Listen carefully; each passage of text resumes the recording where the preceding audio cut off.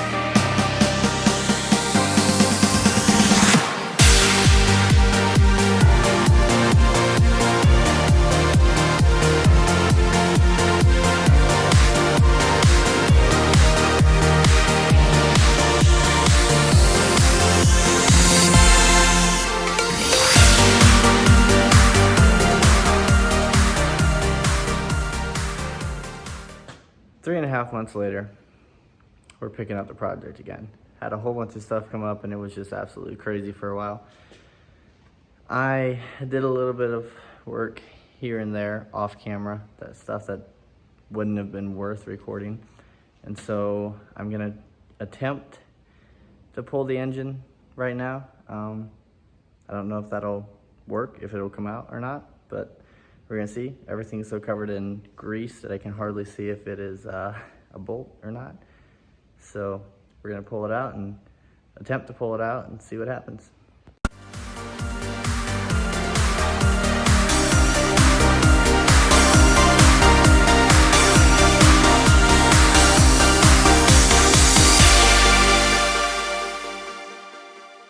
And a very long 2 hours later from the last clip, it's out, and it took forever. There was a bolt on the inside that was holding everything together that was not coming out, and it almost stripped off. So it was a little nerve-wracking, like, if this doesn't strip, I don't know how I'm gonna get it out without taking the cab off. So it was a little difficult, needless to say, but the engine is out, and yes, that is factory that's factory plowed valve covers from 1963. It feels really good to have this out because I'm really excited about what's going to go in it. So I don't know why the manifolds seemed like it was a good idea to let's all just come out at once. Good grief. Anyways, so I need to clean all this up, finish taking the transmission in the back, well, right there. Finish taking the transmission out, and then I need to pull out the drive shaft and everything. I have a whole new front suspension for it. It is 8 lug now. We're gonna be going down to 6 lug and eventually 5 lug because 5 lug is just cool. But I need to obviously finish taking everything else apart, get it completely sandblasted, and she will be ready to go back together after it all gets painted then. So I'm really excited to see how everything starts coming together. Hopefully it comes together. I'm tired, pardon me, but can we just take a minute and realize just how big of a frickin' V6 this is? 305 cubic inches of V6. So there's an LS right here. Here's a 5.3 liter LS. That's a very close size comparison. I almost want to give this to win, but Anyways, we got it all out, and so I'm gonna call it quits for the evening, and then we can pick up later when we finish taking some of the other stuff out. All right, so thank you guys for watching. If you watched this far, thank you for watching the video of me tearing the truck apart bit by bit. It was kind of back and forth all over the place. I apologize for that. It was over a 4-month time, and sometimes you remember to film, sometimes you don't, so it's just but this is the engine that is going into that truck. It is my dream engine. Everyone said go 454, and then everyone else said go LS swap. None of that happened. Tire Fryer actually told me to LS swap it with a Tremec and T56 and just let it all hang out.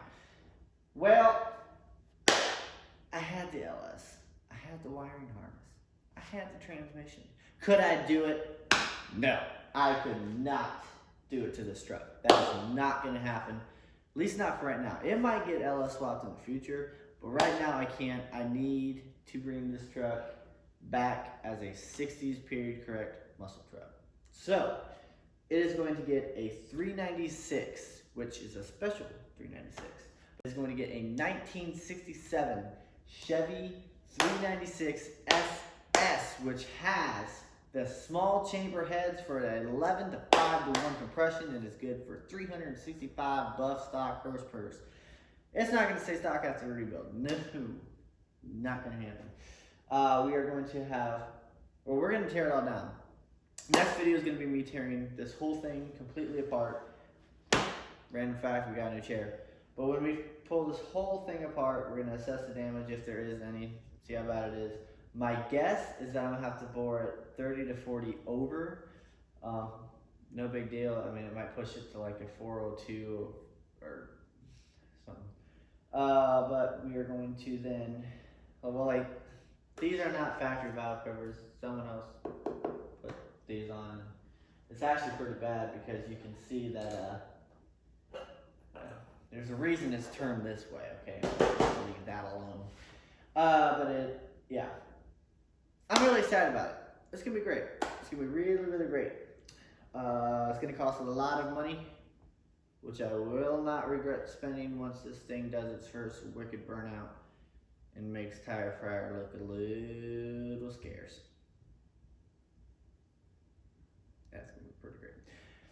So, I'm going to go to bed because it's 4 o'clock in the morning. Yeah.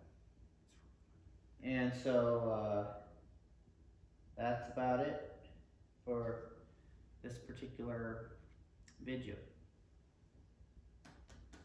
So, yeah. Thanks for watching. Come hang out again. I think the thing that normal YouTubers say is like and subscribe. So sure, like and subscribe to this video if you enjoyed it, or if you liked it, or if you want to see more.